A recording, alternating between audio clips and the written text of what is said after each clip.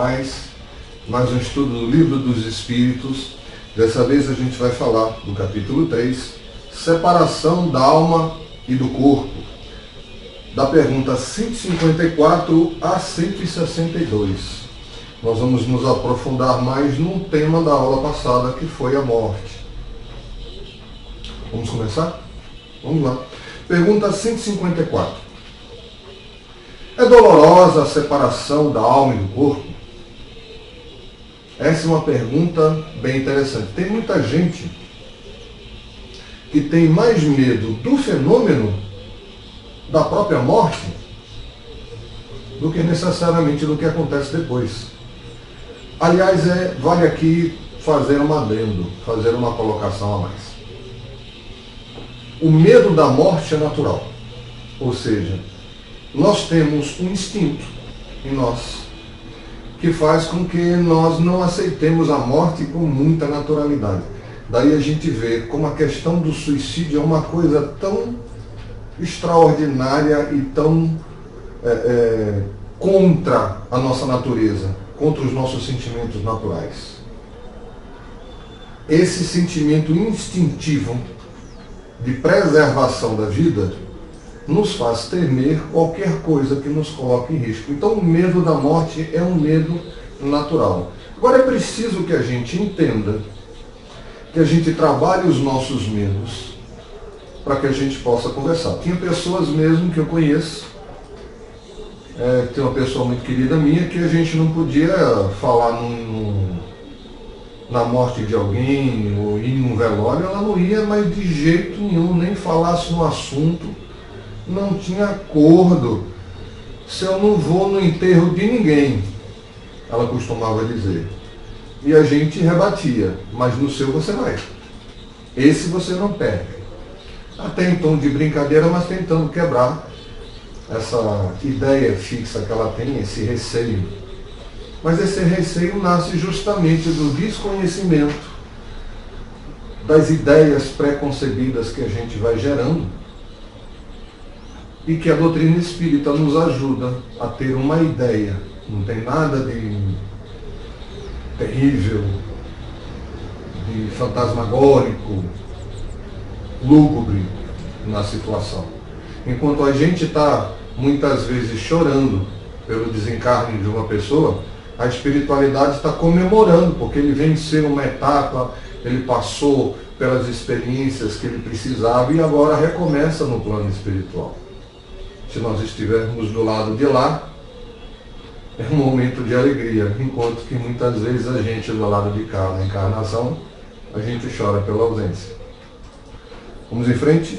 A resposta à pergunta 154 é a seguinte.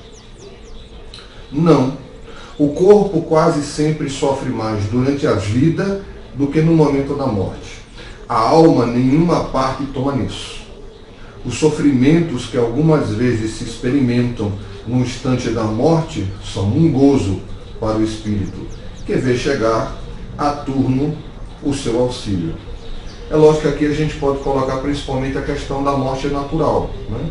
A morte que vem pelo fenômeno do desgaste dos órgãos, da velhice.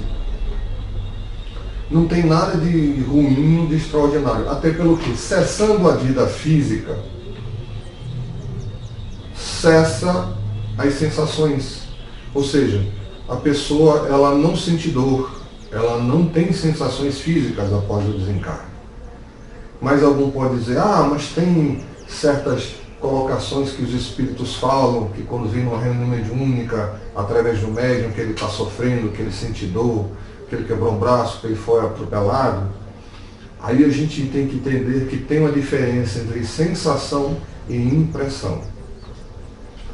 Quanto mais apegado ao corpo físico, quanto mais nós dermos importância à vida material e desacostumados ao plano espiritual, fica difícil se libertar das impressões que nós tínhamos quanto encarnados.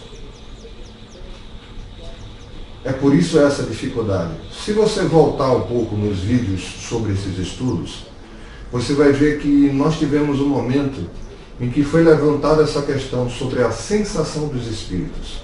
E a gente debate lá a gente continua nesse vídeo a tirar essa dúvida. Porque é a impressão, o efeito que a matéria tem sobre o espírito. Quanto mais apegado a ela, quanto mais ligado às impressões e o valor que se dá ao próprio corpo e às sensações, mais difícil libertar-se dessas impressões quando fora do corpo físico. Quanto mais evoluído, quanto mais esclarecido e desmaterializado, menos essas impressões incomodam o espírito. Até mesmo quando encarnado, isso não vai mais fazer um efeito tão grande sobre ele. Interessante? Dê uma olhada nesse vídeo anterior que vocês vão ver.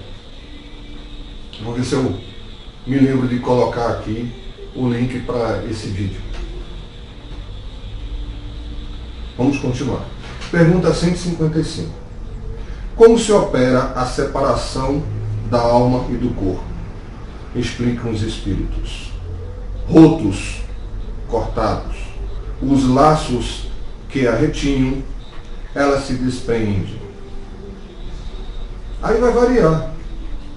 Vai variar porque não existem duas formas iguais. Né? Alguns vêm a falecer por problemas de saúde, então muitas vezes aquelas pessoas que têm um longo processo de doença, ou mesmo que morrem pela velhice, há um afrouxamento, digamos assim, desses laços. Então a pessoa vai paulatinamente passando pelo fenômeno, então não é uma coisa brusca. Muitas vezes, até mesmo antes do fenômeno da própria morte, ela começa a perceber o plano espiritual devido à fraqueza do organismo. Não é tão impactante.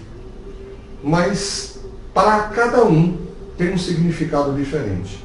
O mais comum, sempre que alguém chega para a gente e pergunta alguma coisa nesse sentido, o mais comum é que logo após o desencarne sobrevém uma espécie de perturbação.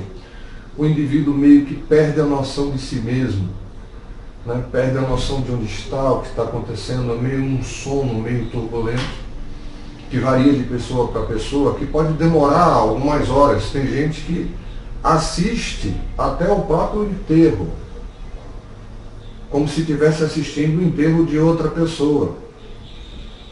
Ou pode assistir tendo noção do que está acontecendo, né, até para que ele possa entender melhor o que acontece. E outros só vão despertar meses, às vezes anos. Vai depender de cada um. Depende de como a pessoa viveu a vida, do nível de entendimento que ela possua do plano espiritual.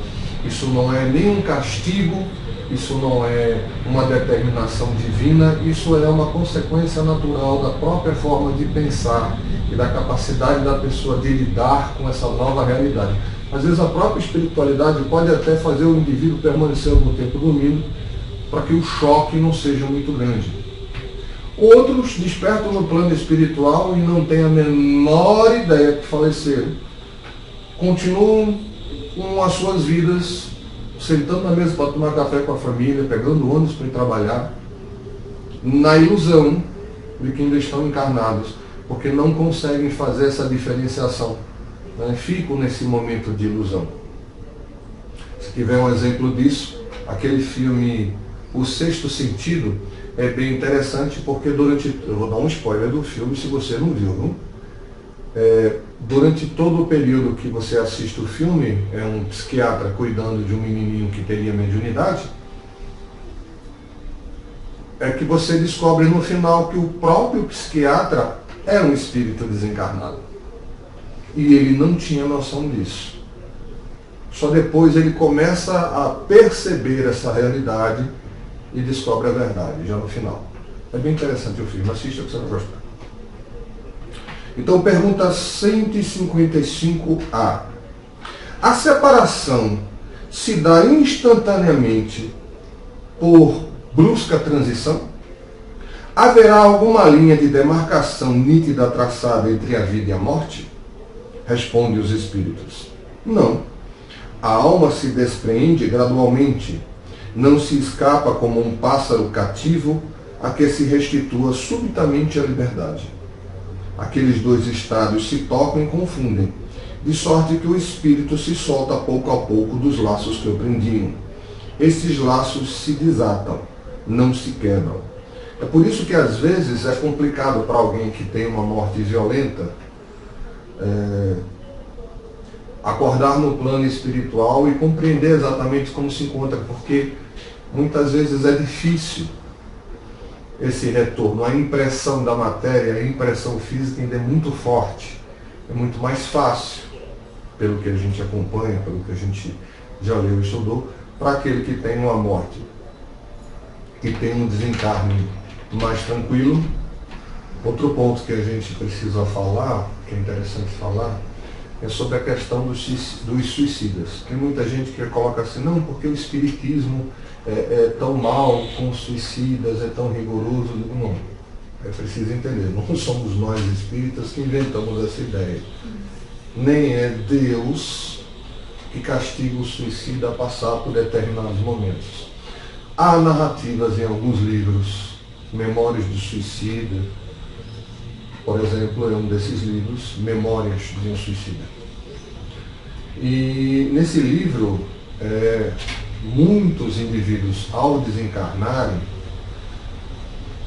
passam por situações muito difíceis, muito delicadas, é bastante impressionante alguns relatos, pelas sensações que se repetem. Eles ficam reexperimentando o momento da morte ou as circunstâncias que o levaram a se matar. Mas isso não é, digamos assim, alguma forma de castigo, alguma coisa assim. Na verdade, é o efeito do próprio sentimento de culpa que a pessoa gera em si mesma. Então ele fica reexperimentando, como num circuito fechado, a mesma ideia, continuadamente. E isso pode levar um bom tempo. Por isso que muitas vezes as pessoas perguntam assim, como é que está fulano que acabou de se suicidar, como ele poderia estar? Varia ao infinito. Nem todo espírito, nem todo indivíduo que se suicida no plano espiritual necessariamente vai vivenciar a mesma circunstância ou um sofrimento orgânico. Né? Muitas vezes o laço que o prende, os laços ainda que o prendem ao corpo físico não estão totalmente libertos. Então demora mais tempo. E como a gente já dizia antes, depende muito da condição e como se libertou, as impressões que ele tem do próprio corpo demoram muito mais a se dissipar. Não é que ele vá sentir o que acontece com o corpo físico depois da morte, mas ele pode experimentar as impressões disso, porque muitas vezes ele pode até assistir o que acontece com o corpo e que não seria uma experiência lá muito boa. Mas varia muito. Há indivíduos que se suicidam, tem uma narrativa em que o indivíduo ele se suicidou porque queria ir para o céu. Todo mundo dizia, quando ela morrer, ela é tão boa que vai para o céu, ela é tão boa que vai para o céu, então ela se matou. Santa ignorância, né? Mas foi o que aconteceu. Ela se suicidou. E o sofrimento dela, o que aconteceu com ela?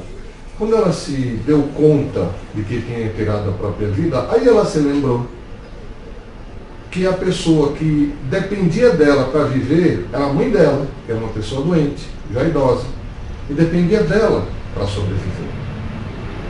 Então, todo o sofrimento dela, após o desencarne, foi acompanhar a mãe, passando por todas as dificuldades e sofrimentos, porque foi abandonada. E ela teve que assistir a mãe passando por tudo aquilo, porque o seu sentimento de culpa fez com que ela visse aquilo. Então isso para ela foi mais impactante do que a própria morte em si.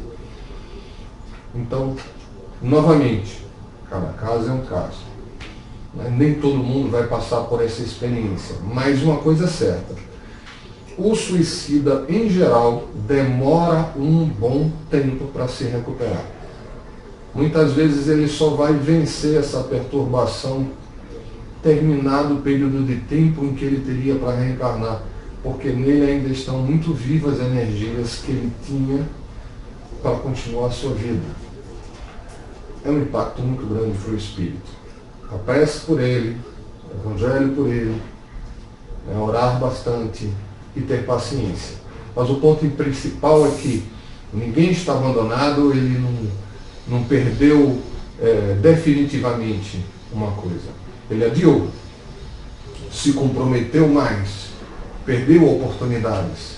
E ele vai ter que voltar, reexperimentar todas aquelas dificuldades e ainda resistir à tentação de se suicidar de novo, que é muito comum.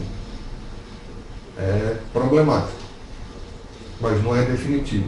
Todos nós evoluímos para o bem. Se alguém se suicidou na sua família, ore por ela, tenha paciência, ela vai encontrar paz e vai reencontrar o caminho de novas experiências e vai continuar evoluindo. Ninguém sofre para sempre. É só o momento do próprio desequilíbrio da pessoa que faz com que demore o seu despertar. Ninguém é forçado a fazer nada. Agora arca com as consequências daquilo que faz. Pergunta 156. A separação definitiva da alma e do corpo pode ocorrer antes da cessação completa da vida orgânica? Resposta. Na agonia, a alma algumas vezes já tem deixado o corpo. Nada mais há que a vida orgânica. O homem já não tem consciência de si mesmo. Entretanto, ainda lhe resta um sopro de vida orgânica. O corpo é a máquina que o coração põe em movimento. Existe enquanto o coração faz circular nas veias o sangue para o que não necessita da alma. Durante muito tempo foi difícil determinar o que causava realmente a morte. Até o fenômeno da morte em si é complicado. Até por isso nós, por lei, tínhamos que esperar 24 horas ou 48 horas após o falecimento para poder enterrar alguém, a questão do velório. Porque às vezes o sujeito acordava, porque não se tinha uma ideia exata do que garantia que a pessoa estava morta. A ciência foi evoluindo e hoje já há uma precisão muito maior, principalmente quando se atesta a chamada morte cerebral. Ali não tem volta. Uma vez que o cérebro pare de funcionar, a pessoa é declarada morte. Realmente a pessoa não vai voltar não. Embora o seu coração continue batendo, ela continue respirando, o sangue circulando, mas essas funções vão ao longo do tempo cessar. É diferente do caso, por exemplo, de alguém que está em coma. A pessoa não desperta, mas ainda há atividade cerebral e há a possibilidade da pessoa voltar. No caso da morte cerebral, não. Cessado totalmente as funções do cérebro, a morte é uma certeza. Vamos em frente? Vamos lá. Pergunta 157. No momento da morte, a alma sente alguma vez qualquer aspiração ou êxtase que lhe faça entrever o mundo onde vai entrar? Resposta. Muitas vezes a alma sente que se desfazem os laços que aprende o corpo. Emprega então todos os esforços para desfazê-lo inteiramente. Já em parte desprendido da matéria, vê o futuro desdobrar-se diante de si e goza por antecipação do estado de espírito. Tem um livro muito interessante para todo espírita ler, todo aquele que quer conhecer mais sobre a realidade do plano espiritual, que é Voltei, de irmão Jacó. É um livro bem interessante, em que o espírito narra o seu desencarne e a sua situação no plano espiritual. Só que ele era um espírita, uma pessoa bastante envolvida com trabalhos dentro das casas espíritas, da Federação Espírita Brasileira, inclusive, e é uma pessoa bastante destacada no movimento espírita. E ele se surpreende no plano espiritual não tão bem assim do que ele imaginava que estaria. Para a gente ter uma ideia do merecimento, da dedicação dessa pessoa, quem vem fazer o desencarne dele, ou seja, um dos espíritos que auxiliam o processo do desencarne, é o próprio Bezerra de Menezes, que é um espírito, para quem não conhece, é um espírito que foi presidente da Federação Espírita Brasileira, é considerado um dos espíritos mais evoluídos que a gente conhece dentro do movimento. E uma questão interessante, que no momento daquele desencarne, Bezerra conversa com ele, pede para que ele relaxe, que ele fique em prece. E quando ele faz isso, ele se sente desprender, ele sente-se invadido por uma grande alegria. No momento em que ele começa a pensar na família, na esposa, nas coisas que aconteceram com ele se sente puxado de volta ao corpo e começa a se sentir mal. Não é como é interessante? Aí depende do seu desprendimento. Naquele momento, aí ele é advertido por Bezerra, que manda ele se acalmar, fazer uma prece. Aí ele volta a se sentir bem e o desenlace dele é mais tranquilo.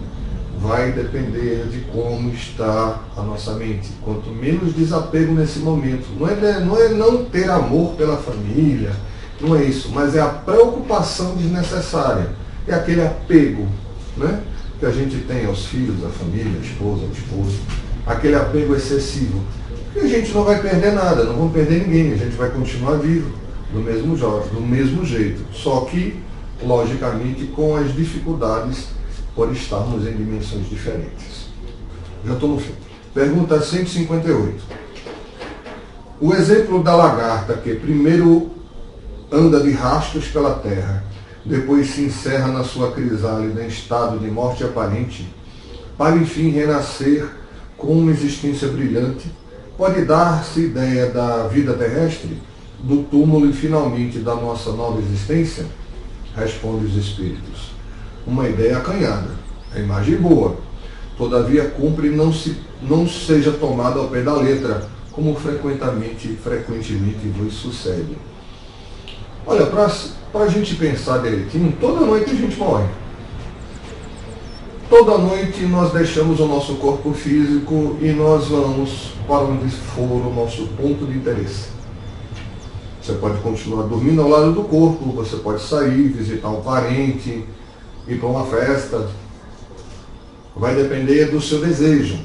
Por isso que a gente sempre fala, é importante, antes de dormir, faça uma prece, leia uma página edificante, para não ir onde não deve e nem estar nas companhias erradas. Porque tudo vai da nossa índole e como está a nossa cabecinha, no que a gente anda pensando. Só que nesse fenômeno que é do sono, quando a gente sai do corpo, nós continuamos ligados ao corpo por uma espécie de cordão fluídico que liga o nosso perispírito ao nosso corpo físico e ele não se parte. Então a gente retorna ao corpo. Uma vez do fenômeno da morte, esse cordão, digamos assim, ele não existe mais. Aí sim, como um balão que perdeu o seu cordão, a gente se afasta do corpo. Pergunta 159. Que sensação experimenta a alma no momento em que reconhece estar no mundo dos espíritos? Ou pergunta, né? Essa aí é cruel. Depende. Se praticastes o mal, impelido pelo desejo de o praticar, no primeiro momento te sentirás envergonhado de o haveres praticado. Com a alma do justo as coisas se passam de modo bem diferente. Ele se sente como se aliviada de grande peso, pois que não teme nenhum olhar percrustador. Olha, isso é complicado.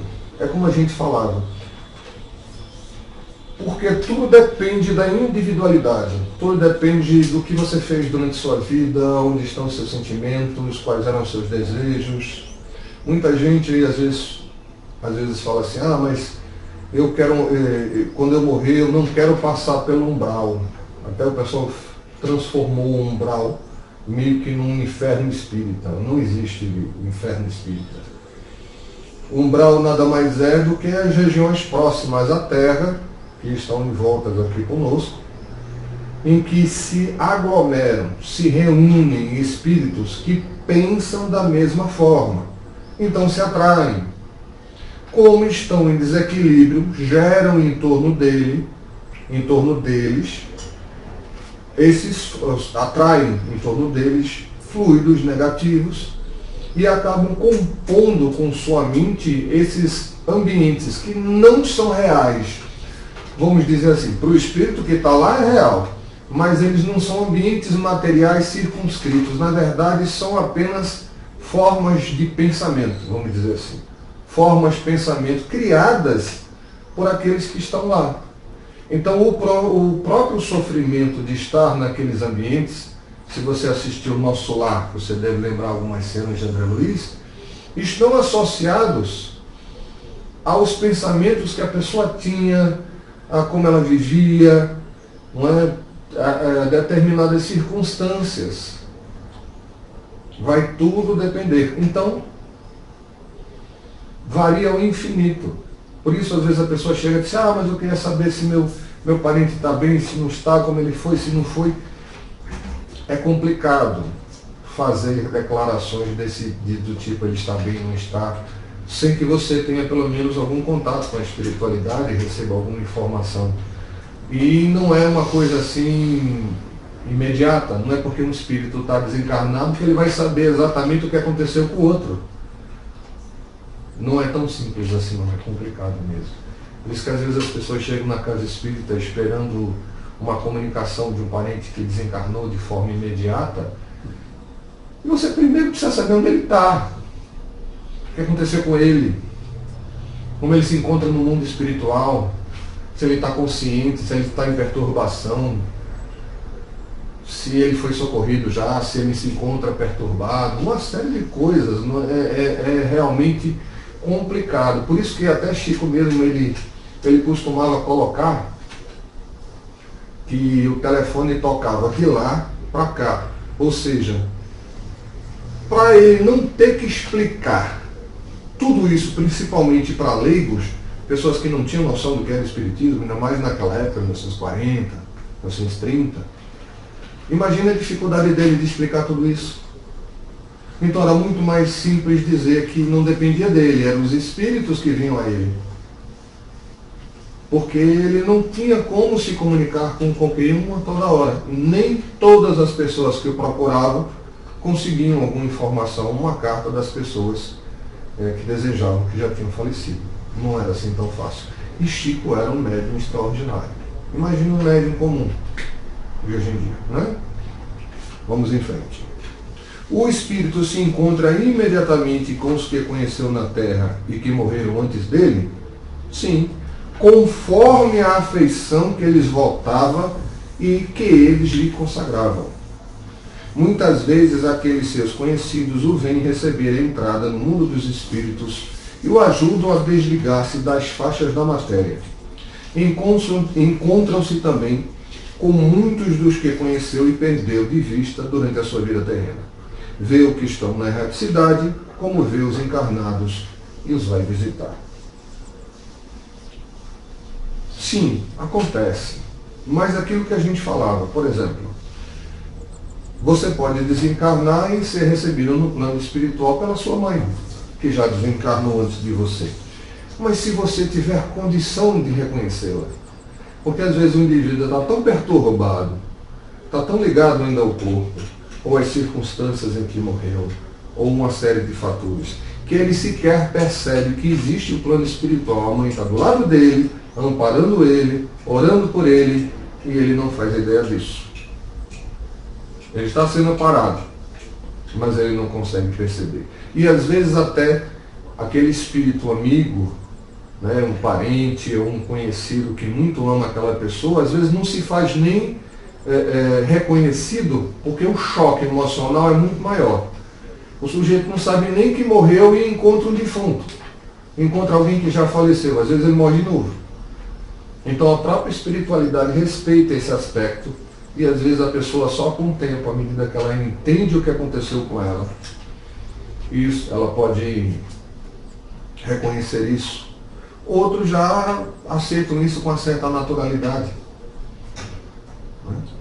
Às vezes a pessoa acorda no plano espiritual e vê a mãe e diz: mãe, mas você morreu. Aí ela olha para ele e diz: pois é, meu filho, você também. Cada caso é um caso. Tem situações engraçadas e curiosas relatadas sobre isso.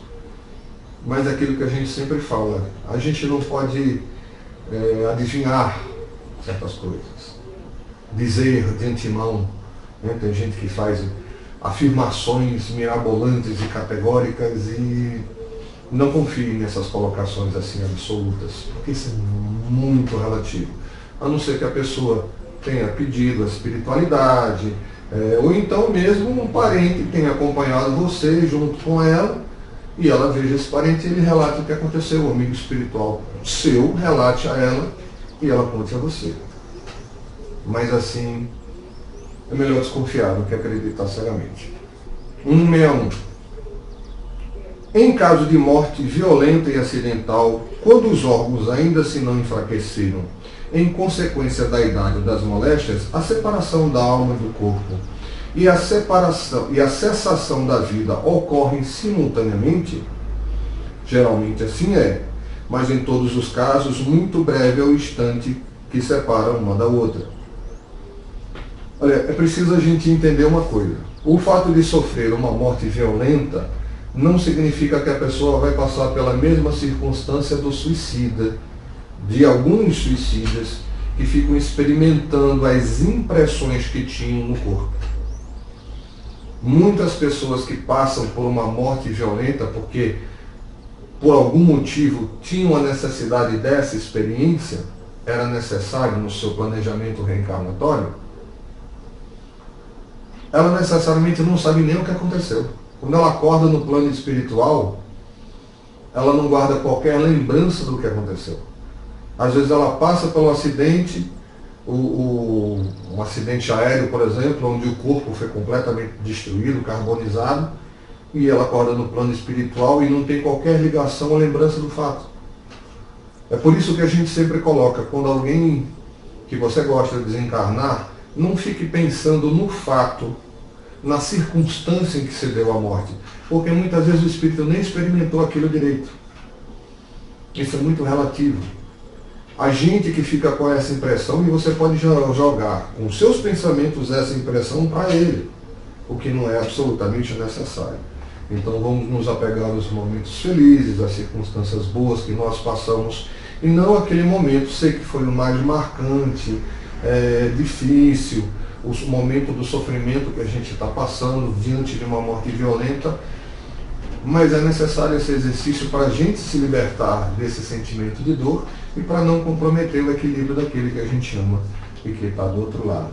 Tire isso da mente, possivelmente ele não sentiu nada, não viu nada e está no outro lado, às vezes ainda no estado de perturbação, em sono, e vai despertar com o tempo. A grande maioria segue esse caminho. Muitas vezes você vê esse tipo de fenômeno, às vezes numa reunião mediúnica, uma reunião que a gente chama de socorro, onde a pessoa, em contato com as vibrações do médium, ele recobra parte das suas sensações, é o que a gente chama de choque anímico, e ele sai desse torpor e é conversado com ele, e muitas vezes aí ele consegue ver alguém, ele consegue ver os amigos espirituais que lhe dão assistência, e fica mais fácil para a espiritualidade conversar com ele, ao mesmo tempo que o médium aprende e compreende as circunstâncias do plano espiritual. É assim que funciona a mediunidade. Após a decapitação, pergunta 162. Após a decapitação, por exemplo, conserva o homem por alguns instantes a consciência de si mesmo? Essa pergunta tem sentido na época de Kardec, que as penas capitais ainda eram muito comuns, e na França, se eu não me engano, a guilhotina era famosa. Não raro, a conserva durante alguns minutos, até que a vida orgânica se tenha extinguido completamente. Mas também quase sempre a impressão da morte lhe faz perder essa consciência antes do momento do suplício. É como a gente falava antes, vai depender de muita coisa. Em geral, na morte violenta, os espíritos não guardam a ideia sequer que morreram. Às vezes ele acha que continua vivo, não guarda a memória do fenômeno em si, do que aconteceu, e ele respira, sente, vê, ouve, para ele está vivo. É preciso que ele tenha uma certa noção do que é o plano espiritual para que seja mais fácil despertar. Senão, muitas vezes vai depender dele conversar com alguém, alguém se apresentar a ele, e ele vai descobrir aos pouquinhos o que aconteceu. Lembrando que a espiritualidade não dá susto em ninguém, respeita o nível de entendimento de cada um, né? Cada um a seu tempo. À medida que a gente for estudando mais a doutrina, conhecendo mais os livros, dê uma olhada nos livros de André Luiz, que você vai achar bastante interessante, seguindo a sequência, partindo do nosso lar, e você vai ver esses relatos de uma forma bem interessante. Espero que tenha sido útil. Aproveite, acompanhe o nosso estudo do Livro dos Espíritos e espero que nos encontremos mais vezes. Muita paz a todos.